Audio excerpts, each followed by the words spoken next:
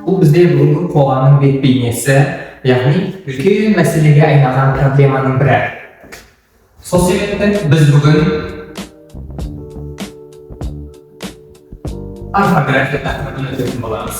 Ал орфография дегеніміз дұрыс жазу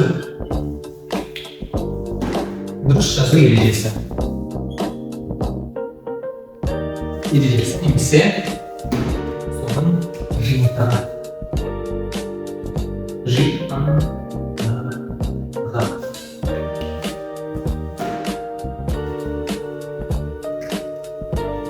Орфография мен арасында десеңіздер, бұл бізге дыбыстардың қандай әріппен таңбаланатынын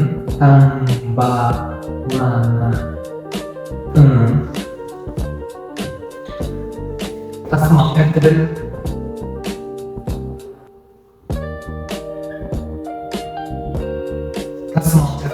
шылаумен одағайдың жазуын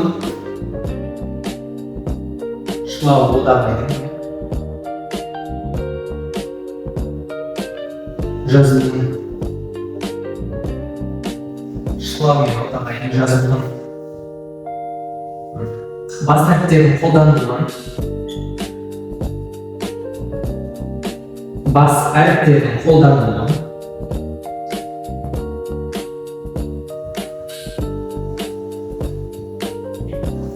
және де түбір мен қосымшаның, яғни жалғаудың дұрыс жазылуын қарастырады. Осының барлығын бізде орфография қарастырады. Бізде дұрыс жазу ережесі.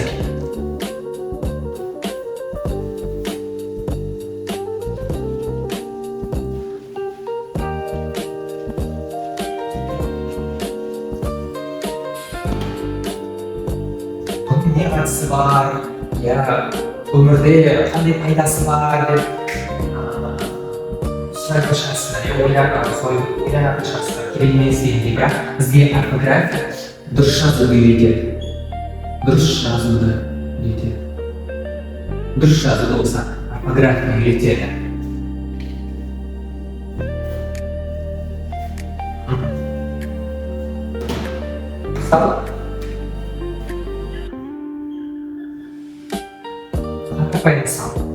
Бұл қате жібереді. Мысалы, екі сөйлем айтып келейін.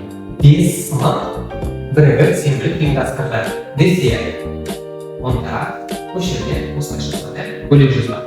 Бірақ көбінде 5-ші сынып оқушылары бірігіп сенбілік ұйымдастырды деген сөйлемде көбінде мына жерде дефис болып кетеді. Бұл бізде тікелей орфография негізделген. Бұны көбі білмейді, сондай қате жібереді. Сонымен қатар ең жиі кездесетін қатенің бірі шылауды бірге жазу. Мысалы, Асан мен Үсен. Ол шылауды бірге жазуға болмайды. Оны бөлек жазу керек. Немесе мынандай сөйлем болсын. Сен барда сабаққа деп жазған кезде бірге баттастырып жазу керек. Бірақ бұл дұрыс емес. Оны бөлек жазу керек. Бұл өйткені шылау осындай мысалдардың қанша осындай мысал бар. Сол себепті біз орфография заңдылығын білуіміз қажет. Қай жерде дефис қою керек, қай жерде бөлек жазу керек. Мысалы, шылау немесе сөздің бірге жазылатынымыз білуіміз қажет. Немесе негізсіз ең қазір жиі қаттап жүрген қателердің бірі, мысалы, баратын. Бұл не сөз? Айтыңыздаршы, өрескен қате. Немесе қосып қояды кейбір кездері. Bu mening. Bu just bu durust emas. Bara shart.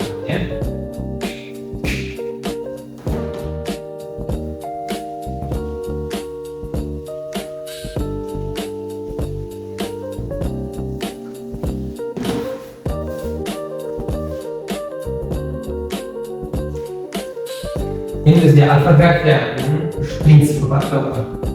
Prinsip. So'ng qisqacha tushuntirib ketaylik. Bizga birinchisi morfologiyalik.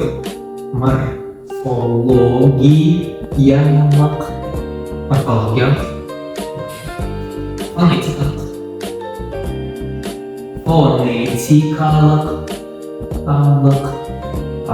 Және де тарихи дәстүрлер. Тарихи дәстүрлер деген үш принцип бар. Морфологиялық, фонетикалық, тарихи дәстүрлер. Осыны көп оқушылар білмейді, бірақ ол көбінде осы ұғыту деген тестте жиі кездеседі. Сонда қандай принцип, біз ол принципті өтпеген едік деп шатасып, балаларын айыру қылады. Ылғи көп оқушылар, бірақ міне осыны жақсылап жаттап алу керек. Қараңыздар, морфологиялық принцип дегеніміз не? Морфологиялық принцип бойынша айтылу өзгеше болғанымен, айтылу өзгеріс бар болғанымен, ол мысалы сөз өз түбірін сақтап жазады. Түбірін сақтап жазады.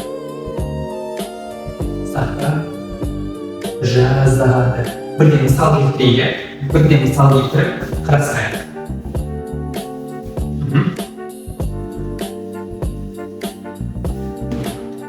Ол дегеніміз наразы. Қысқаша түсіндіре кетейік, сосын мысалы.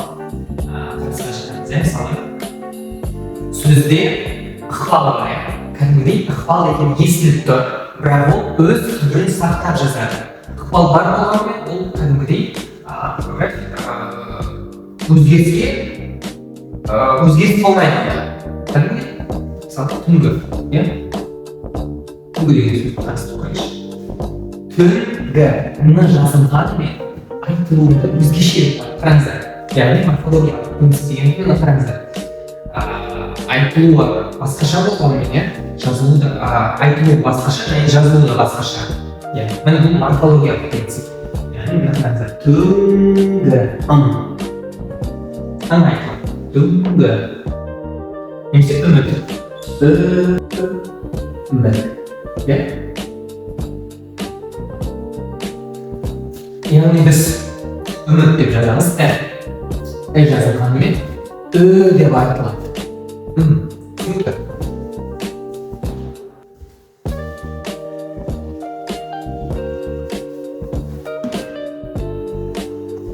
Ал фонетикалық принцип бізде айтылуынша, немесе естілуінше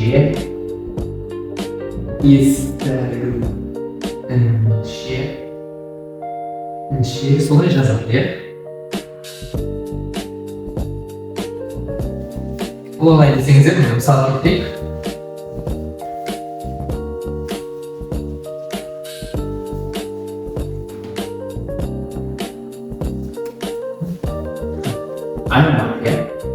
Аймақ. Бұл фонетикалық принципке негізделіп жасалған. Неге десеңіздер, түбірі аймақ. Аймақ енді қандайға қосымша жалғанда аймаққа деп жазбаймыз ғой. Аймаққа деп айтпаймыз ғой. Аймағы болып өзгереді. Аймағы. Ғ деп айтамыз. Ғ деп айтамыз. Ғ деп жазамыз. Дұрыс қой. Бұл фонетикалық принципке негізделген. Немесе тағы бір мысал келтірейік. Мысалы, та. Мысалы, тауып. Тауып алды, тауып алды деп айтамыз ғой. Та. Негізгі түбірі та. Бірақ, та деген қосымша жалғанды сонда П деген үсіп қалды, оның орнына У келді. Өзгертіп жіберді мүлдем. Біз солай жазамыз, солай айтамыз, дұрыс қой. Бұл бізде фонетикалық принцип. Осындай ережелер көп, соны біліп алу керек. Жиі кездеседі, байқаңыздар.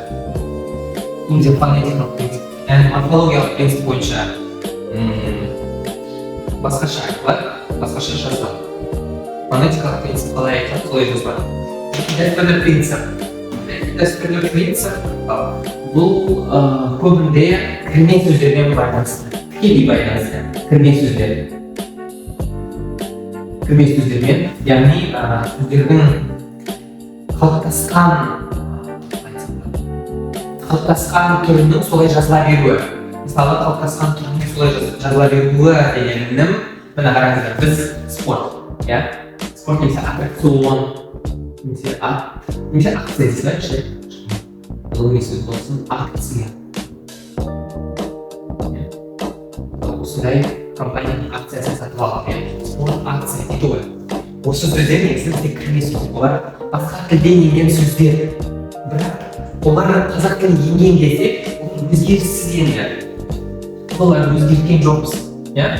Олардың бастапқы қалпында қалай қалыптасты, спорт болып қалыптасты ма, солай енді. Міне, осы тарихи дәстүрлі принцип. Сонымен қатар ең жиі кездесетін осы принципке сәйкес, міне, қараңыздар, бұл бізде араб,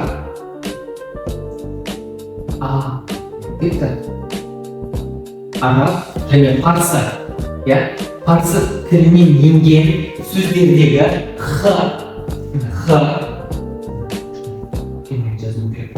және әріптерінің жазылу ережесі тікелей осы тарихи дәстүрлі принципке негізделеді. Қазір мысал келтірейік. Мысал келтірейік. Міне, кірме сөздермен біз нетіп алайық, түсініп алдық. Не екен, енді мысалы қарапайым сөз, хат сөз. Бұл негізі араб парсыдан негізделген хат. Міне, бұл жерде х әріпі бар. Оның жазылуына тікелей тарихи дәстүрлі принцип жауап береді десем де болады. Хақ немесе халық, немесе бахадүр. Осындай сөздер келсе, тарихи дәстүрлі принципті бірден белгілейміз. Яғни тарихи дәстүрлі принципті табыңыз десе, біз хақ немесе халық, бахадүр сияқты сөздерді белгілеуіміз керек. Фонетикалық принципті түсіндік, морфологиялық принципті түсіндік. Жалпы енді орфография туралы айтты, енді орфоэпия, мысал келтірді ғой, түнгі болып жазылады, орфография, жазылу ережесі. Дұрыс жазу ережесі. Жазу немесе дұрыс жазылу. Түнгі. Орфоэпия, соның дұрыс дыбысталуы. Мысалы, түнгі. Бұл орфоэпия. Ол дегеніміз